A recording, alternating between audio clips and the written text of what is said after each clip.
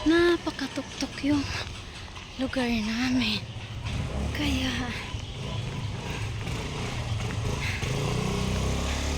bubukad talaga yung ilong pag paakyat ka na ng doon sa aming bahay.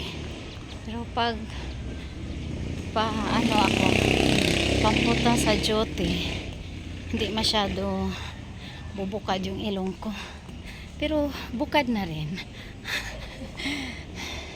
Ayan, parang 7 minutes man yata yung ano, pag magtakbo ako, yung nalit na, tapos sabayan mo ng takbo, ayan, madali lang.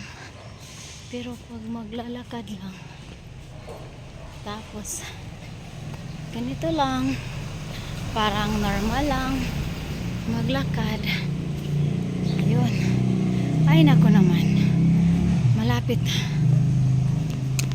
Hi! Good morning! Yan. Yung ano ko yun, kaibigan at kapitbahay. Yan. Yun oh. Yan, 7 minutes nga.